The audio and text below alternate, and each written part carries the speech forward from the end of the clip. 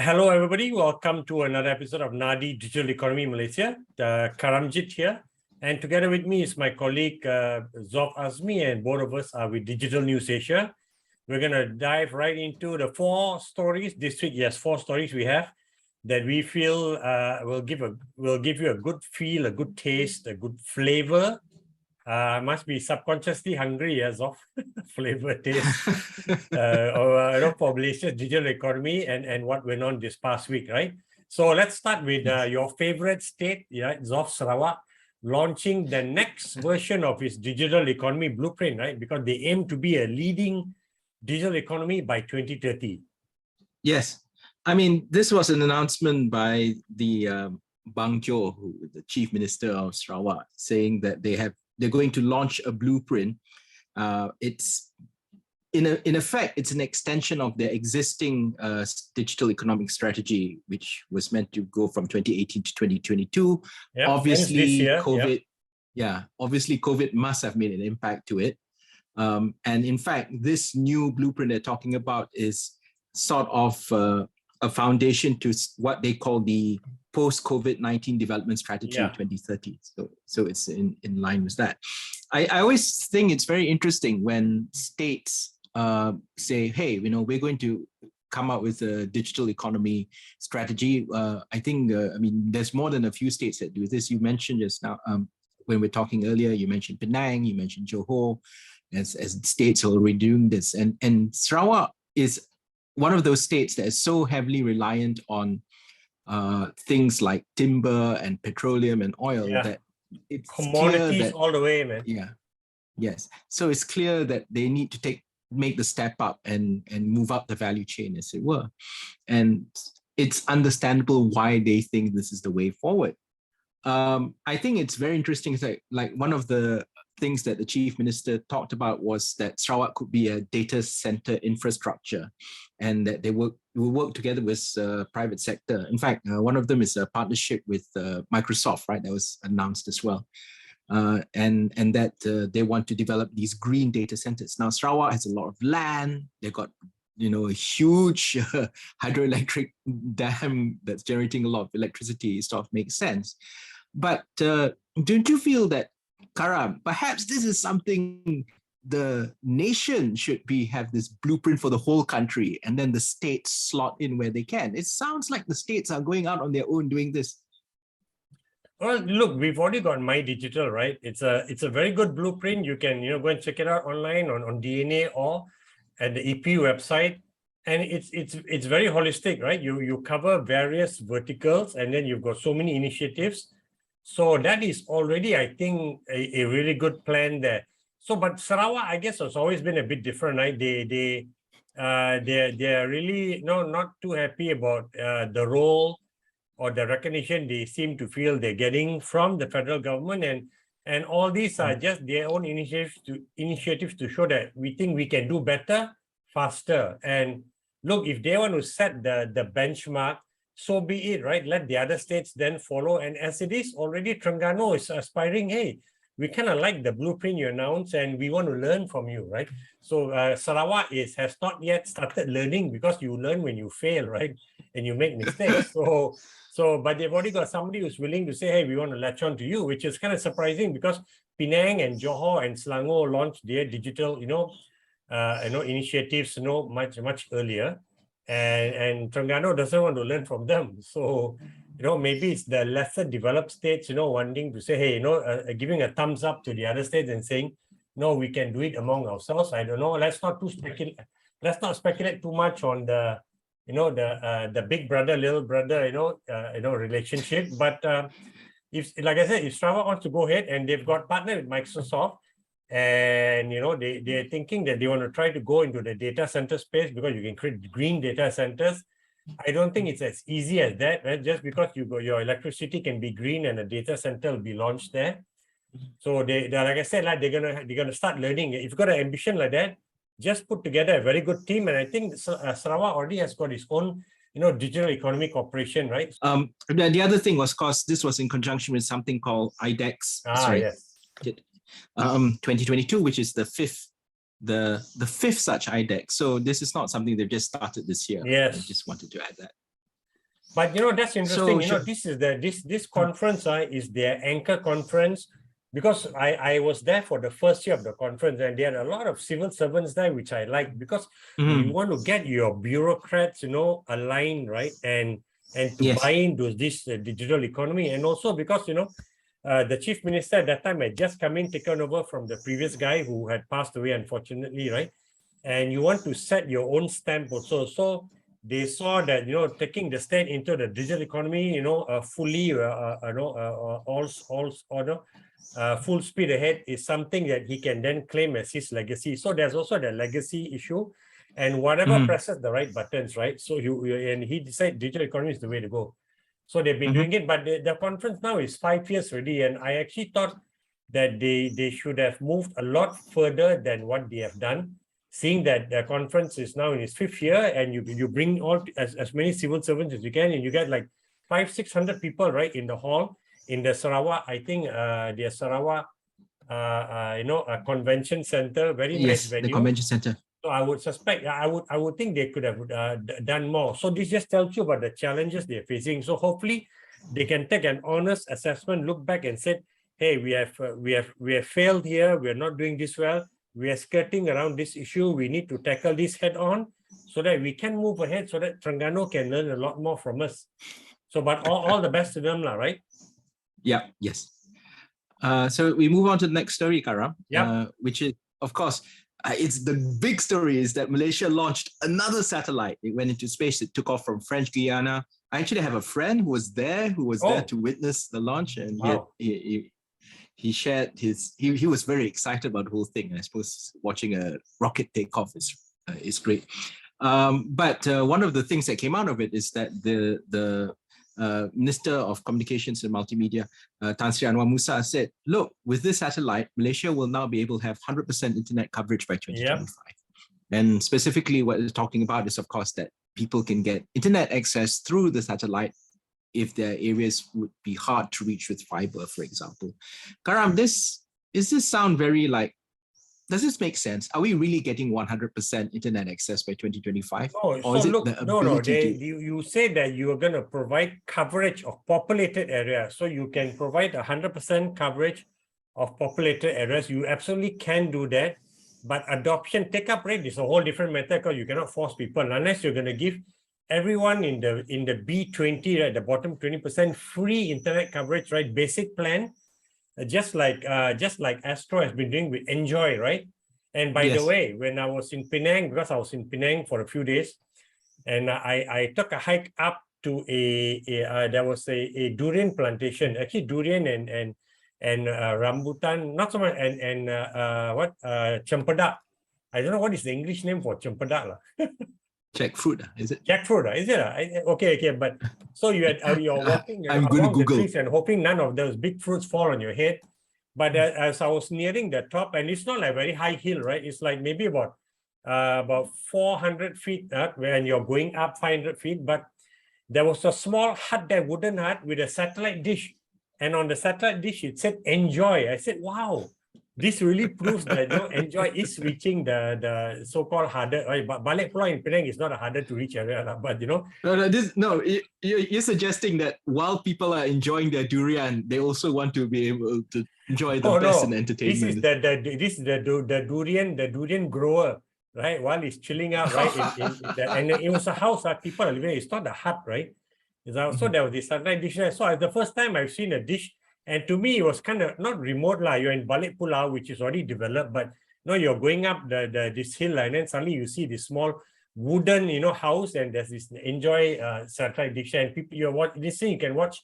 I mean, you can hear people watching TV, right? So I said, hey man, it's kind of cool. So, but again, the fact that coverage is available, whether you take it or not. But for this government, it's just about bragging rights. Dzof. Bottom line, bragging rights to say that, hey, we will now offer 100% coverage in the country. This government, please vote for us again soon.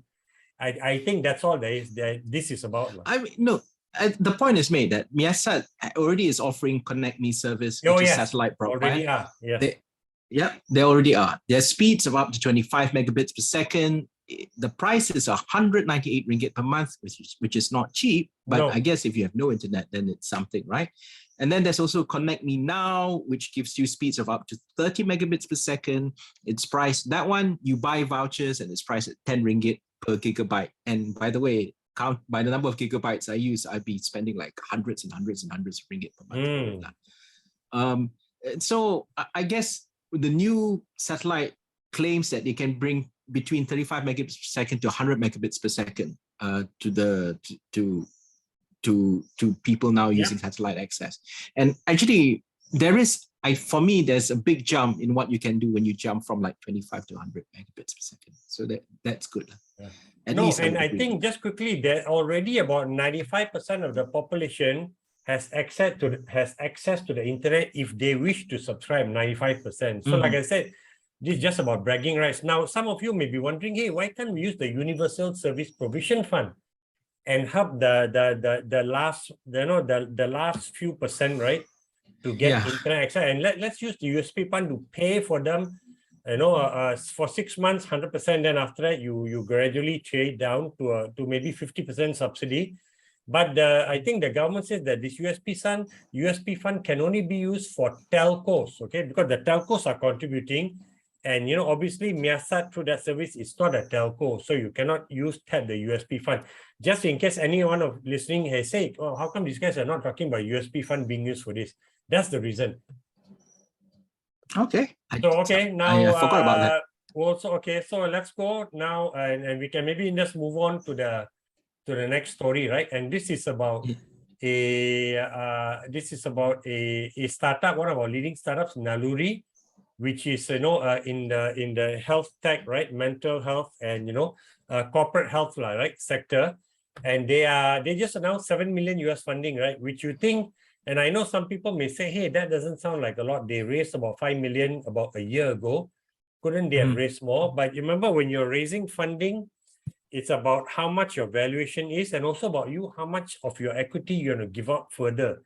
And obviously, Azran and his team felt that they did not want to give up too much of their company, right, for investors. And they just wanted to give out up to US 7 million, which is, when your cost base is in ringgit, that's about 31 million ringgit. That is substantial, right? Gives you a long runway. Yeah. So but Karam, amount, and also it's their pre-series B, right? It's not like a series C or D. So your pre-series B, you're reaching that, which means that you can go later for a proper full series B, and you could end up raising a lot more. But this is what they've done. And but interesting that it's a Thai conglomerate, real estate conglomerate, right? Yes. Of course, but when you say conglomerate, their leading is in real estate, but they got other business units also. They've come in as the lead investor for this. So this is also going to help them expand their footprint in Thailand. So in a way, you're taking smart money. That 7 million, of course, it's not all by this one company, but they're the lead investor. It allows you to run and penetrate the Thai market a lot faster. And by the way, that's a market of 70 million, right, population, correct? So it's by no means a double Malaysian market. So it's all good. And a lot of the existing investors came in also. So this is really good for Naluri, and I look forward to seeing something happen, in maybe in the next 1 year, especially when investors now are reluctant to give money out, or they're much more demanding and much more tougher on valuation. So I think this is a very good deal for them. And Azran and co-founders and team, right, are great. Let's see more coming from them. And it's again a sign that some of the leading Malaysian startups are able to gain, further funding traction, even in a bearish, funding market now. Yeah, I mean, the only thing we would say is that ever since Azran started this up several years ago, I mean, I thought the idea was a great idea. I feel there's a huge gap to be taken. And actually, just to say that the plans for Naluri, right now, it's Singapore, Malaysia, Indonesia. Thailand is where this funding is hopefully going to get them to fund the growth for. But they also say they have plans for Philippines, Hong Kong, and Australia. Oh, yeah. Exactly. And it's in line with, I guess, their idea that they want to capture this side of the Pacific, as it were. Because they recognize the US side is perhaps a little bit out of reach right now, but this is where they're aiming for. Okay. No, it's all good. So come, let's move on to maybe the last story now. And this is, I think we hinted at it last week. I should have brought my VR headset and showed people. But, DNA is actually going into the metaverse ourselves. And this happened because we had a physical event. So we do some, and I think some of you have seen that. We highlight 50 interesting entrepreneurs, either tech entrepreneurs or brick and mortar entrepreneurs who are doing something interesting around digital. And we pick 50 of them and we produce it. We actually come up with a once every 2 years magazine called Digirati 50. And our next one is coming out end of August. And so in conjunction with that, we wanted to do, we always do a networking event, but my son overheard me talking when he's 18 years old saying, doing this physical event planning for it. And he said, Dad, why so boring, right?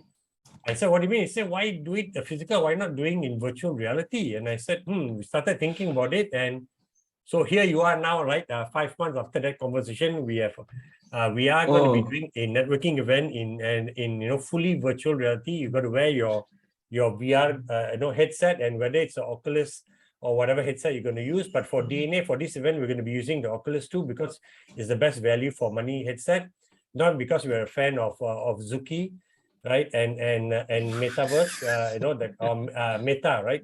His company, but it just makes sense for us to use this product. It's a very good product, and we're looking forward to it. And people are kind of getting excited, and I'm excited, Dzof, that we have 4. Wait, but Karam, okay, yes. Be honest here, right? How much of this is because this is something that's really cutting edge and really it's going to make a difference and you feel it's something that's special? And how much of it because it's just a cool gimmick and it looks so shiny? And it's so interesting. I would not say it's cutting edge, although it's still so new because the adoption is minuscule, right? Corporate adoption, consumer adoption, yeah, because in December, they were saying the Christmas season, they said finally consumer VR had its breakout year because there were very good sales, but the base was low. Very good sales from a low base. I'm going to look forward to seeing this Christmas season shopping, especially with the next version of the Oculus 2 coming up, correct? How well the sales for Oculus, not just Oculus, but all VR headsets do. Then whether the last year one is the foundation for the next step up, right? For people, for the market adopting consumer-based VR. Enterprise-based VR is already there, but it's more augmented reality, right? Companies are using it, especially for manufacturing. But it's cutting edge because the technology is very new, right? And putting it together in a form factor that makes sense and a price point for the market. So the innovation is still going on to bring it to a level where the market says, okay, I'm ready to adopt. It's not about the maturity of the technology. So they're all trying to just put it together. The way, if it's not so new in Malaysia, in 2019, one of the largest companies in Malaysia already built its own metaverse platform. And they bring their customers from around the world in VR, right, into this platform where they showcase how their software, their latest software or the technology is working, in that industrial setting. So super, and they use the Malaysian company service provider to build that metaverse for them. So super interesting that it's already, they didn't have to use a foreign company, right? So the talent is here, and there are some interesting companies we are discovering also as we're embarking on this journey. And by the way, we've got 4 interns from Multimedia University, and they are majors in virtual reality. So here we're a media company, but we've got 4 virtual reality majors, right, working with us as interns on this project. So it's all kind of interesting. And by the way, before I wrap up, a large enterprise company is having their regional retreat in Malaysia. It's a Malaysian company, and they want me to introduce, the metaverse to their C-level executives from the various different countries.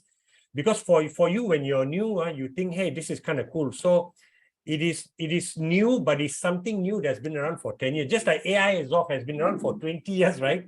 But it's still considered new because the adoption now is finally picking up, and you're getting use cases, and people are talking about it. People are trying to make it work, and they're failing, and you're learning from it. So in that sense, it's still new, and it is cool, but we are doing it just because as a tech media, right? It makes sense that you want to try to use whatever latest platform is there. So, so that's why we're in it. But there is response, and our Digital 50 are all interested, excited to be part of this. So I think on August 5th, there'll be 50 or 60 of us, right? Walking around in 2 different worlds, right? And having a good time networking with each other. Okay, with that, we will see you again in the real world. This show is still going to remain, via video and not metaverse yet. Although at some point we could take it to the metaverse, right, Dzof? And yes, we could quite easily. VR headset. Yeah. Yeah, we could. And actually, people will see a 3D version of you and 3D version of me. Yeah, So correct. Correct. you can see my bald spot on the top of my head. And my beard looks pretty wicked when in VR. But anyway, I've already got my VR avatar. So anyway, with that, this is all we have for the show this week. We're going to see you again next week.